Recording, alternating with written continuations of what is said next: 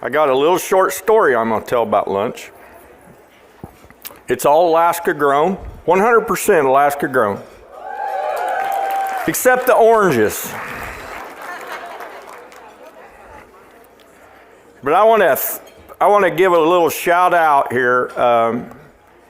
Through a lot of diligent work, we have gotten the Egan Center to allow a new distributor that distributes Alaska-grown products. And so not only this meal and not only this conference, but anything held here will have the option of getting Alaska-grown products. And I'll toot a whistle out for Arctic Harvest Deliveries and Kyla Byers. Kyla, will you stand up?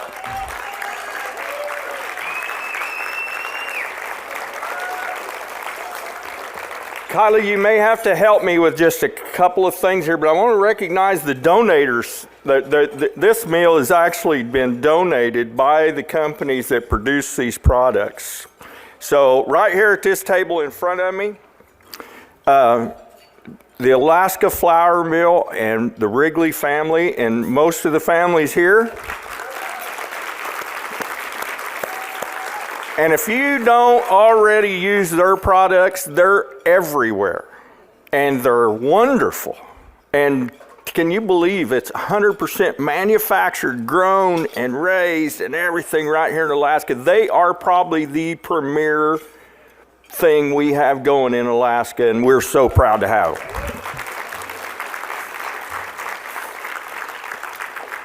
them. The meat was sourced by Midtown Market and Alaska Mid-State Meats in Fairbanks and North Pole. Here they are, right here. Fritz Wozniak with Midtown Market. Jerry Marlowe with Alaska Mid-State Meats.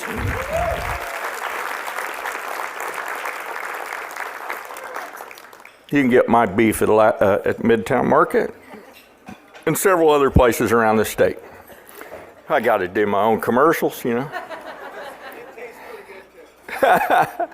All right, and Kyla, here's where you're going to have to help me. The potatoes. Is there a particular farm?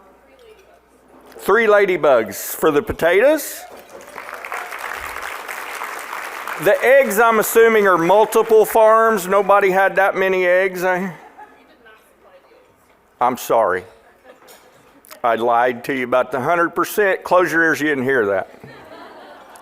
Some of the other maybe amendments, Alaska Range Dairy. And if you're not buying their milk, it's almost everywhere in the state too. And thank you, Walmart, for stepping up, being the first chain outside of Three Bears. They're not the first chain, I'm sorry. Three Bears has had their milk since it was available. But finally, a chain store, Walmart, has taken Alaska Range Dairy on. So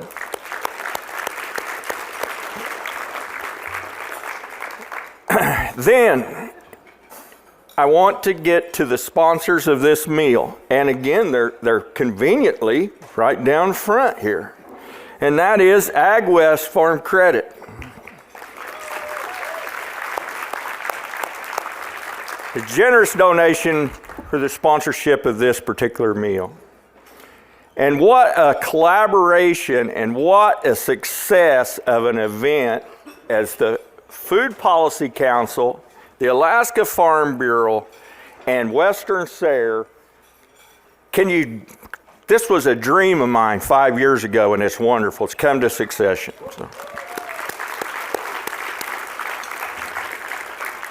So now, I have a sponsor list too, still, that I thank.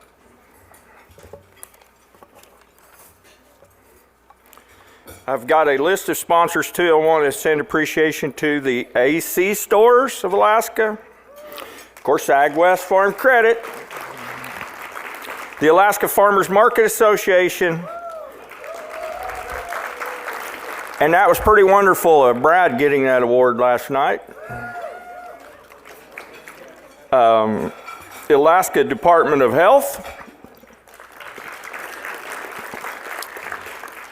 The Nene Management Services, and I said that right this time, didn't I? Nana? Nana.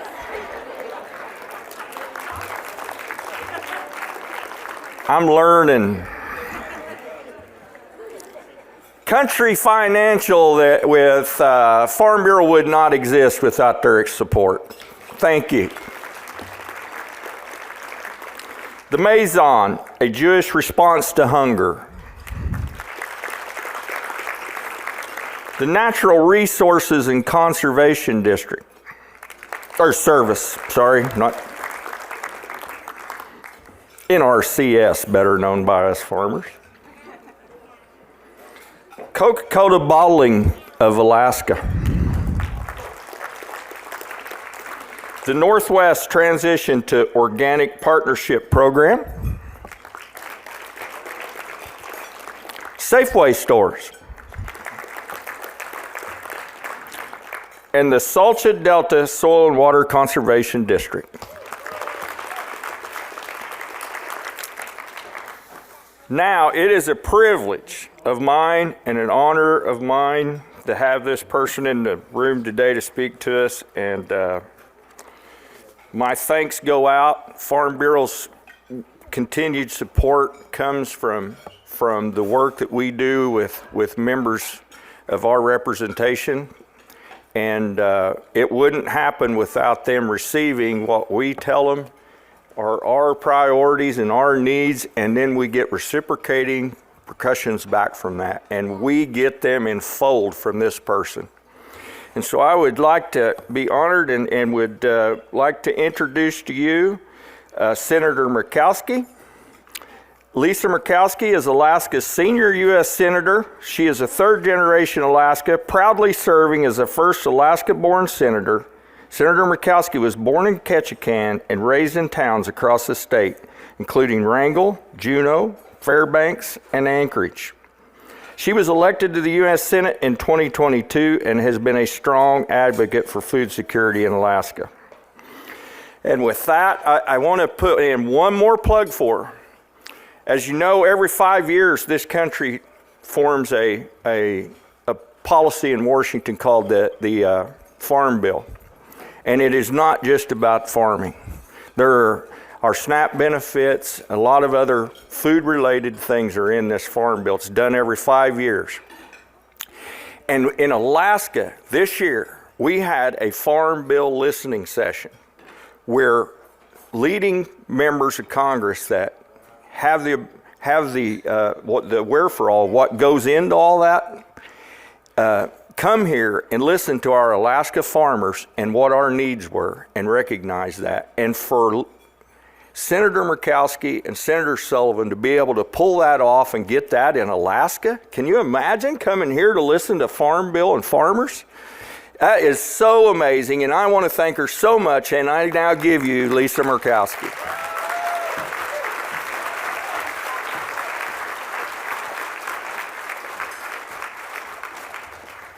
Scott, thank you. Thank you for that, and it was really good to have Senator Bozeman here in the state of Alaska.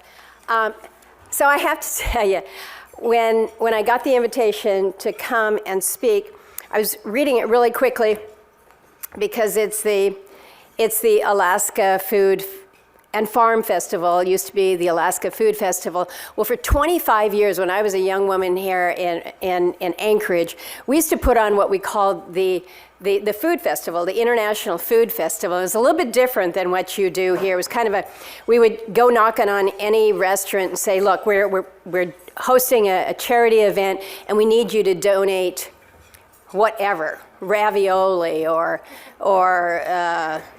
pad thai or whatever your restaurant did. And we held it every year for 25 years at Chilkoot Charlie's.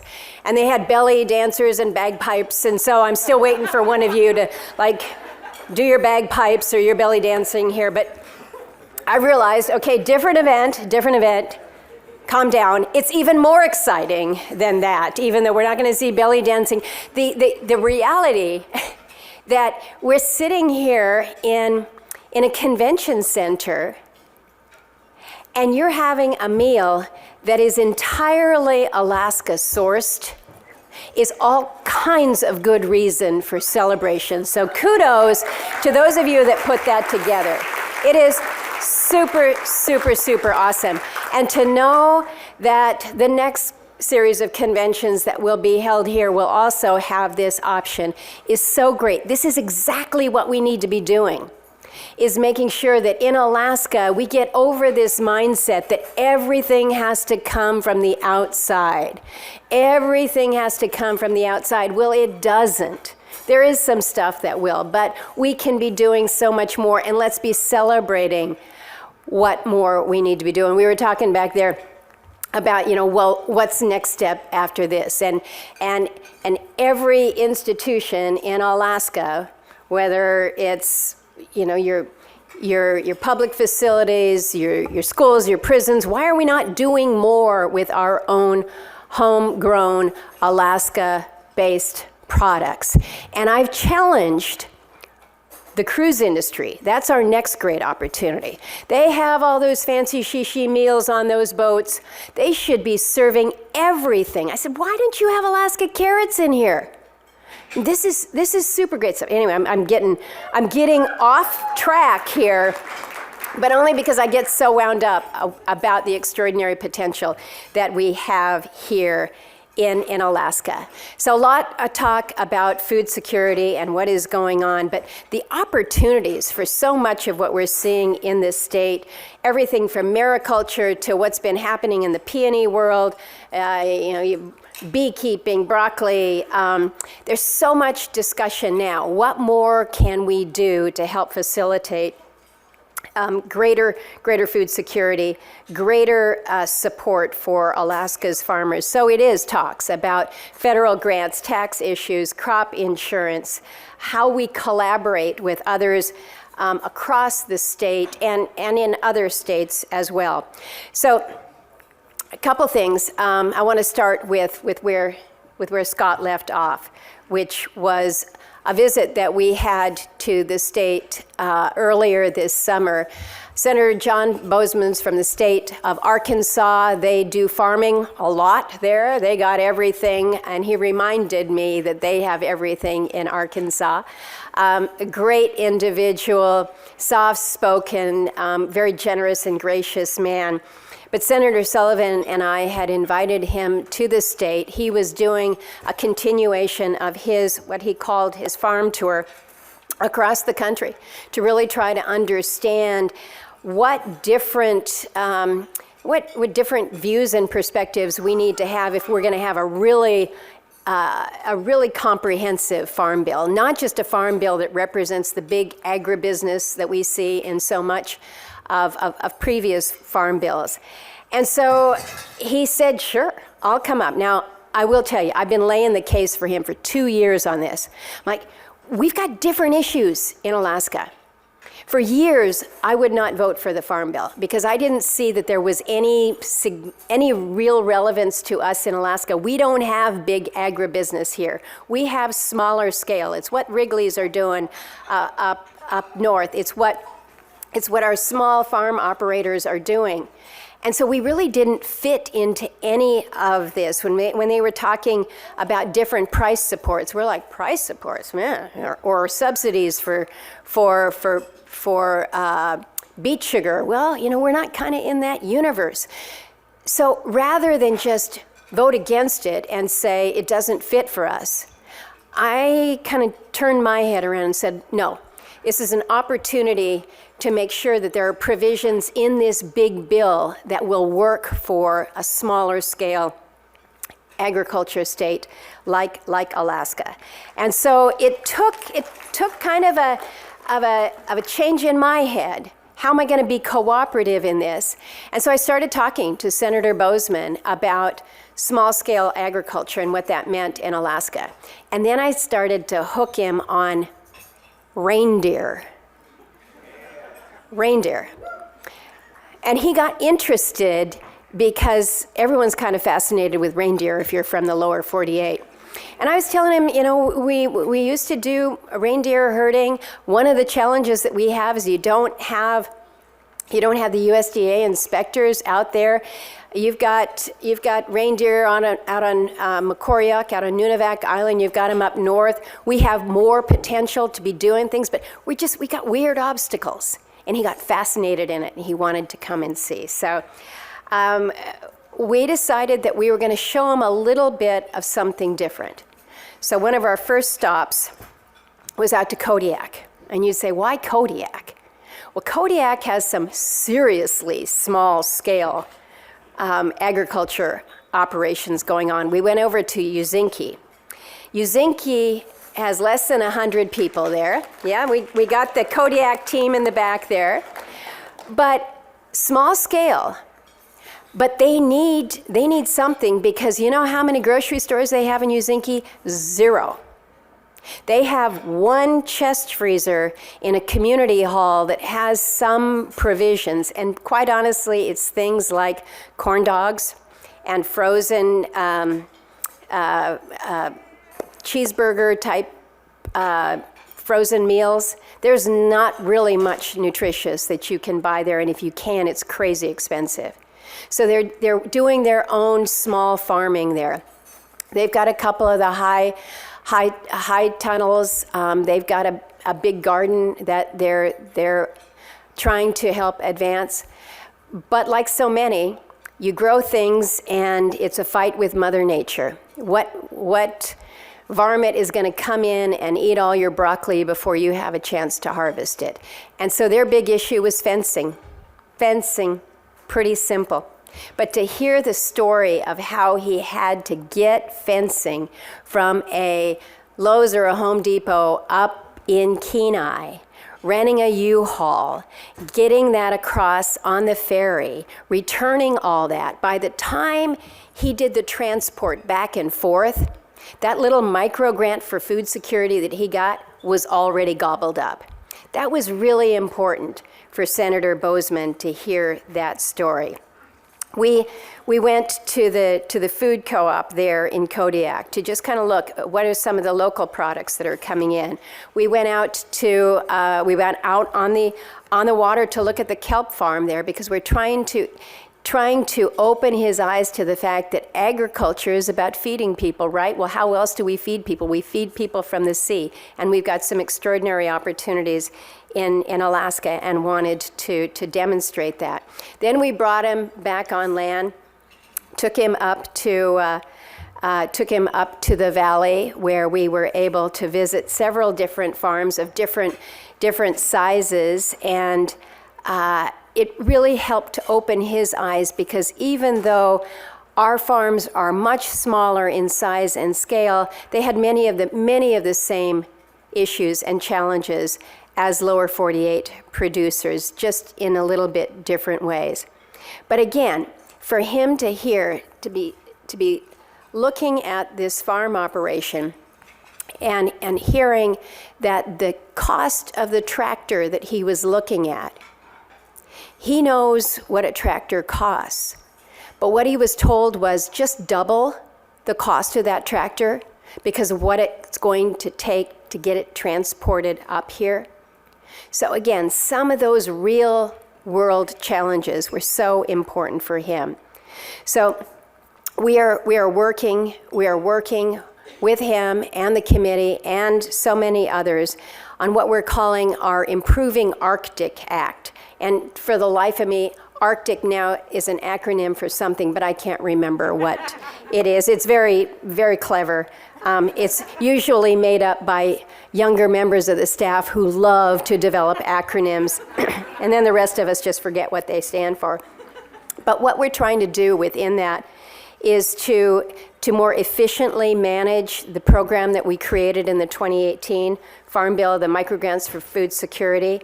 We want to help individuals, the communities, the tribes, the nonprofits be able to grow and store more local food. Also included in this is to help expand food banks and food pantries, ease the barriers to food distribution on the roadless communities, authorize forgivable loans to start or expand food processing facilities, support our mariculture and seafood industries. Again, I mentioned the assistance for livestock inspection, how we can do more, again, to address some of the challenges that we see with off-road, very rural communities and access to food. So we've got some great innovative things in there that we're looking forward to advancing. So then the big question is, what's happening to it? Because it was supposed to be happening months and months ago. It was going to be this great bipartisan bill that was going to move quickly across the floor until it didn't. It got snagged up with primarily the nutrition benefits and the arguments going back and forth there. But now what we're seeing is we've got a pretty big dispute over the price supports, the reference price increases, particularly for rice, cotton, and peanuts. Last I checked, we're not growing a lot of rice, cotton, or peanuts here in Alaska, but we're caught up in that same kind of somewhat parochial, somewhat partisan battle. It's balanced against those who are trying to take some of the conservation support that had been included in the Farm Bill, trade it off for some of the reference support. So I'm not quite sure how that's going to work through, but it does appear quite certain that we're not going to see a Farm Bill move out as quickly as we would like. We're going to need to pass an extension. There are some what they call orphan programs that are solely funded or authorized under the Farm Bill, and so we're going to have to address those. But it looks like it's probably going to be, I would venture, a one-year extension as part of a CR deal that may or may not happen next week. We're going to try to keep the wheels on the bus in Washington. That gets harder to do every single day. But what I think you should anticipate is an extension of Farm Bill rather than actually seeing that move through. On the good news front, we did move out of the Senate the Agriculture Appropriations Bill for fiscal year 2024. This is a good step. It's a very positive step. It now goes to conference where we reconcile the differences between the House version and the Senate version. So again, we're going to be working through the negotiations to advance all 12 of the appropriations bills. But the fact that Ag got a little bit of a head start on that, I think, is good.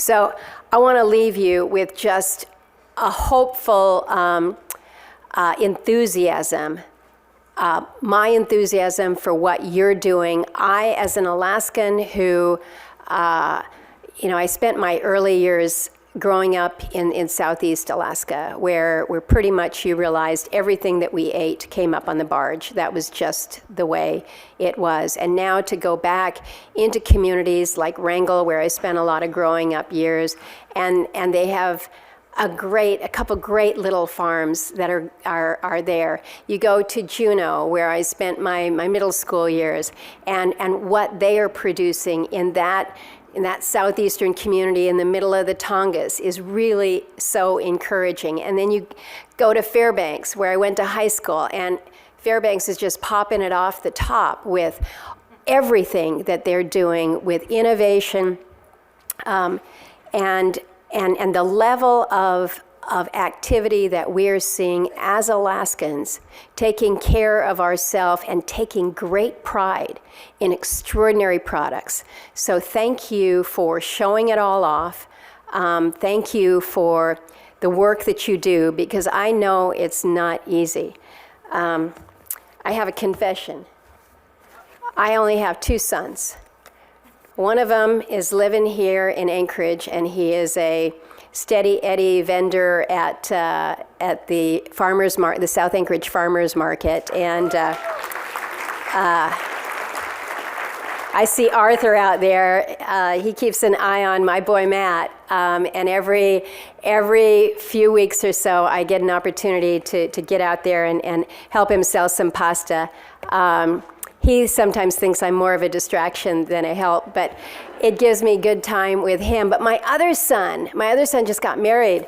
He married a young woman from Tennessee, and they've decided that for a couple years, they're gonna be down there in Tennessee, which is hard for this Alaskan mom. But I went to go visit them last week, and they're living on a farm.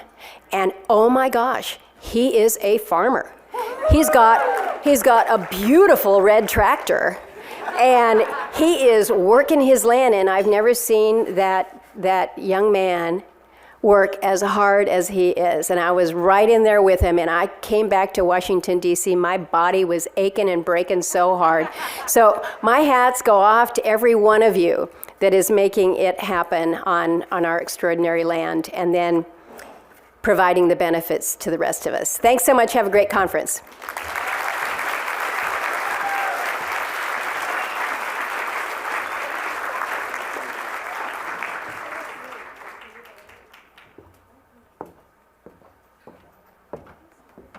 We're growing farmers right here in Alaska.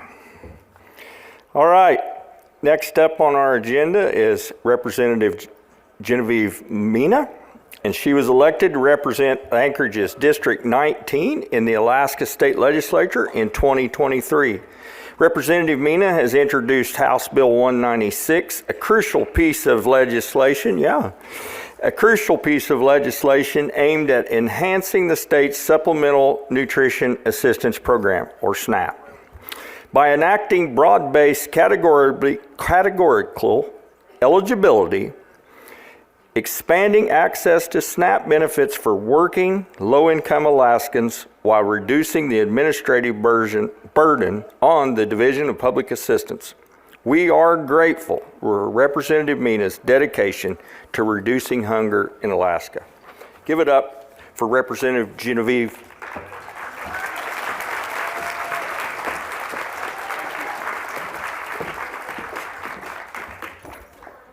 Thank you, everyone, for the invitation to speak today. And I just wanted to add, I know Senator Murkowski is back there, but I have had her son's ravioli, and it is very good.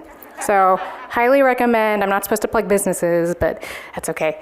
Hi, everyone. My name is Genevieve Mina. I am in my first term serving in the Alaska Legislature. I represent House District 19, which is Airport Heights, Mountain View, and Russian Jack. And one of the reasons why I love this district and have learned so much from serving within my first term is that I think that district really represents so many different aspects of food security, right? You have an urban farm, you have Grow North Farm, you have, also cheers, big supporter of those farmers. You have a local grocer, Red Apple. You have food pantries on the outskirts. We have Food Bank of Alaska, as well as the St. Francis Food Pantry right outside of the district. But most importantly, we have a lot of constituents and neighbors who really rely on SNAP. It's so important that we are all coming together, whether farmers or people who are working within the food security network, agricultural researchers, et cetera. But what's so important is that we're making sure that everybody has access to these local foods. And right. And that's why SNAP is so important, and it's been such an effective program for when we're thinking about equity and we're thinking about people who are coming from different working backgrounds and households. SNAP has been such an important factor to making sure that people are getting the regular food so that they can survive on a daily basis, that a student can go to school with a full stomach, and that people can come together at the dinner table. But we've seen over the past couple of months the huge pressure that the SNAP program has had on DPA. And at the end of the day, government is about impact. Policy is about impact and how these issues impact people. And what we've seen with the program that hasn't been functioning to its full capacity is that Alaskans have been going hungry. Alaskans have been having to make the hard decision to figure out, do I pay rent or should I buy groceries? And that shouldn't be a decision that anybody has to make in this current day. And so with the SNAP backlog, when I first started to come into office, we heard so much in the news and from constituents about people waiting months and months for their applications to be processed. And people were asking, what are solutions? What are things that the legislature can do to fix this? Well, I'm incredibly grateful that the legislature came together during our supplemental budget to pass funding to upgrade the technology for the SNAP application so that our eligibility techs within DPA can use updated, modernized technology that isn't from the 80s. We also passed funding for the first time to help support our food pantries because people who are waiting on SNAP had to resort to food pantries as a last resort. But there are more structural issues with the SNAP process and with the application. And so when the Alaska Food Coalition came in earlier in the session during their fly-in, one of the policies that they proposed to different legislators is a very wordy term called broad-based categorical eligibility. I will say BBCE, and I encourage you all to do so too. Too many syllables.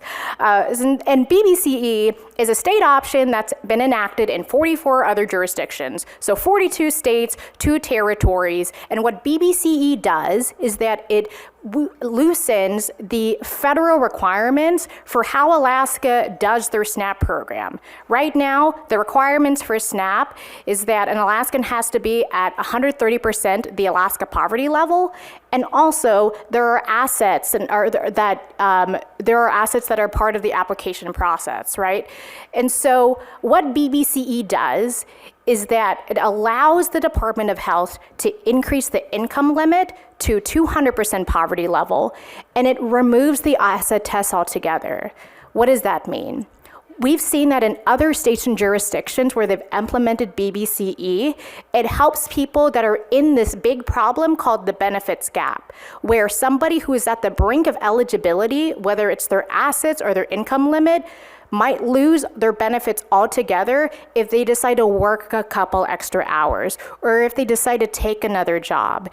And when we're thinking about the philosophy of the SNAP program, where we're trying to help people be self-sufficient and to support themselves, it doesn't make sense for people to earn more when they lose more in their SNAP benefits. We want to make sure that we ease people out of the program. And what's been heartbreaking while working with constituents and friends who are talking about their SNAP experiences, even recently, I know someone who has a disability and their income got lower over the past year, but this person also decided that they wanted to pursue some savings and invest in some bonds. Assets and savings are the ways that help people out of poverty. We should be incentivizing and encouraging people to have savings, not discouraging them, right? And so that's what BBCE seeks to do. And in the places that it has been implemented, it really helps households that have high bills. If a household is spending a lot on childcare, on their utility bills, energy, they might not have a lot of money at the end of the day to cover their groceries. And in a state that has a high cost of living, it makes sense to increase that income limit just a little bit so that we are helping families, especially kids as well. And it also helps seniors so that we're not having to force them to sell down their assets or spend down their savings just so that they can stay on SNAP. SNAP is also a huge economic driver when we're looking at rural Alaska, when we're looking at local grocers. $1 in SNAP results in $1.70 in economic activity. And it's been really cool to see this year people who have been able to leverage their SNAP dollars at local farmers markets and helping our local growers here. And so it's such an incredible part of our social safety net to really help Alaskans who are hungry, to help our local growers and our farmers, and to help our broader economy. And it reduces bureaucracy at the same time when DPA doesn't have to do an asset test. So it's really a win-win on both cases. We want to be able to help our eligibility techs process these applications in a proper manner. We want to help people be able to get food and help their families and to become self-sufficient. And at the end of the day, it's the right thing to do. When we're talking about food security, it's been a crisis. We have ways to solve that crisis on systemic ways, and I hope that I can work with you all and that you can all reach out to our office. Our bill in the House side is House Bill 196, and I'm also very just excited to be working with Senator Kathy Giessel, who has also introduced this legislation on the Senate side, which is Senate Bill 149. So I want to do a little clap for her as well. Thank you so much for inviting me to speak, and yay, food security. Woo!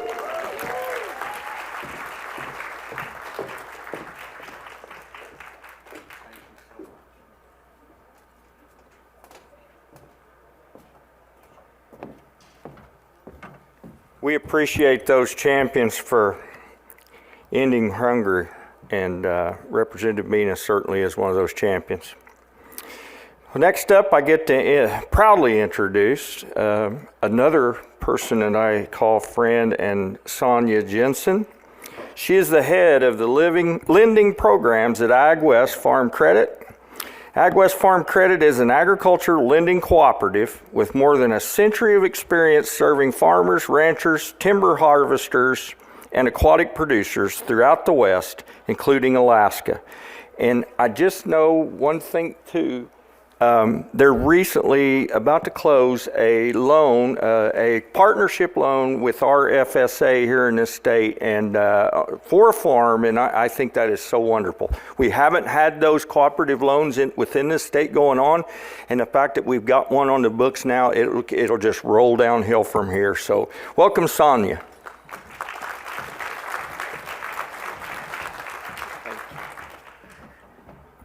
Thank you, Scott, and thank you for the opportunity to chat with you this afternoon. It has been such an honor to be here with you all, and I was thinking about some of the words that Robbie and Scott and others have shared: better together, abundance, gratitude, and I was certainly feeling incredibly grateful as I've had the chance to hear about your stories, and also inspired by your operations and what you're doing every day, and really the opportunity to just hear about the great farming that's happening in Alaska. Also grateful to be here with you today because it is Veterans Day. And before I get started and share a little bit more about what AgWest Farm Credit does, I wanted to first thank and acknowledge our veterans. And if you're comfortable and we have a veteran in the audience, would you please stand so that we could recognize you?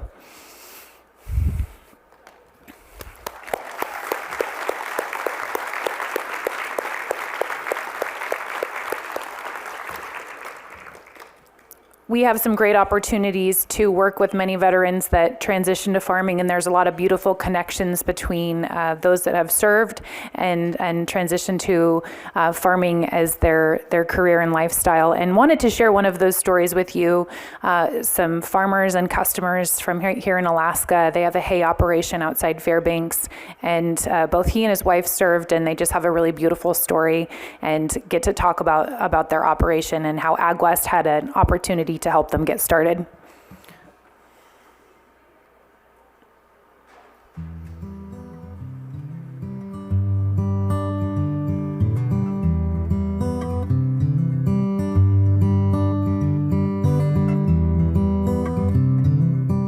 I think I always wanted to get into farming, just the bug was there. My grandparents were farmers, a lot of my uncles, cousins farm, so it was always something I wanted to get into. I just never thought I would. And I got stationed up here in the Army, and I retired from here. My wife said, "Can we stay?" I said, "Absolutely, heck yeah, we can stay." And next thing I know, I was a hay farmer. When my husband told me he wanted to buy a farm, I had somewhat mixed feelings. I did not grow up farming or in a farming family, so I wasn't sure what that entails. But because he retired from the military and I knew he wanted to buy land and have just a piece of Alaska, I was like, well, let's see if we can make it happen and go from there. The biggest challenge we had initially was buying this farm. We couldn't find financing in Alaska. I'm retired military, so we reached out to USAA and they said, I'm sorry, we don't finance land. The local banks we talked to said, well, what kind of house is on it? Well, there isn't a house. Yeah, we don't finance land. Well, then how am I supposed to buy land? I don't know. I was talking to a land appraiser and he said, hey, by the way, Ag West orders a lot of appraisals, maybe call them. And that's how I got connected with Jess Sarsfield. So I said, I'm in Alaska trying to buy this farm. And he said, I'm gonna send you some documents, and I would just call Jess. I'd say, I don't know what I'm doing. And he said, don't worry about it, just send it to me. And next thing you know, we had the money. You know, it was simple, it was really effortless. To market our hay, initially, my wife posted on Facebook Marketplace. Over the years, people have figured out we have really good hay. There are a lot of horse people up here, believe it or not. A lot of really exceptional horses, and they want a higher grade of brome hay, and they've learned. We post when I'm baling, and they show up, and they pick it up off the field. I love running the equipment, but being here with the family. The kids are learning the responsibility, handling the equipment. When we get out here, mowing the lawn, brush hogging, taking care of the fields, they all have chores, and they're learning. Owning a piece of land and farming, it's a great way for families to grow together and with their kids. It's a great way for families to truly grow special bonds. I love that we have this space to do that with our children.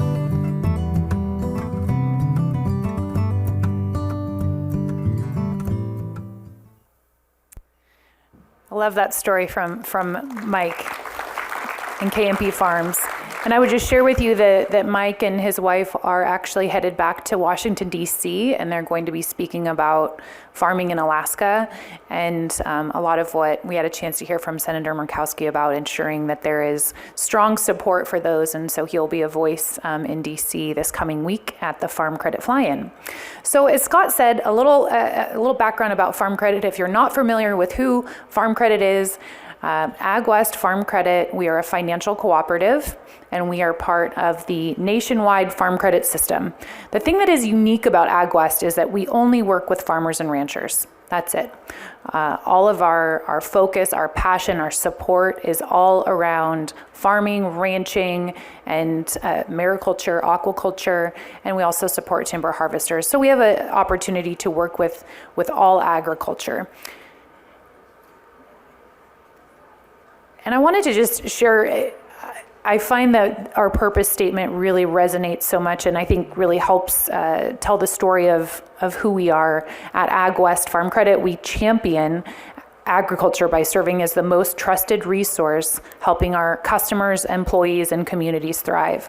If you have an opportunity to sit down and talk with anyone that works for Ag West, with Ag West, a lot of us come from farming backgrounds, come from farming communities, and have a passion for both agriculture, but really community and helping those communities thrive. And so what can we do for you? What can we do for farmers and ranchers? Some of the products that we offer, as Mike mentioned in his video, we offer real estate financing. And as Scott mentioned, we also partner with FSA many times, especially for those farmers that are just getting started. We work across with many different groups to ensure that we have good options and programs to work with them. So we provide real estate financing. We also provide operating loans. So for traditional operating costs, inputs, labor, equipment to some extent. And then we also provide equipment financing if that is a need. And we provide rural home lending. So we can lend anywhere in the state of Alaska and really on any home for a part-time, full-time farmer. Additionally, we offer crop and livestock insurance. And as Mike mentioned in his video, we have appraisers that we work with. We know the unique needs of appraising ag land. And so we have appraisers both trained internally and that we work with in various states to ensure that we have great knowledge of that region. We have some additional services. As I mentioned, we support all agriculture, and we have some rural community grants, and those grants would be to support economic development, socioeconomic development in rural communities. And so if you have a need in your community and it is through a 501c3, we have an incredible grant program that I would really encourage you to let us know if you have a need, and we can support your application. We also have an incredible college scholarship program. So if you have a child or a niece or nephew, or you yourself are in school and you are pursuing a degree or something that will support agriculture, we have a scholarship available.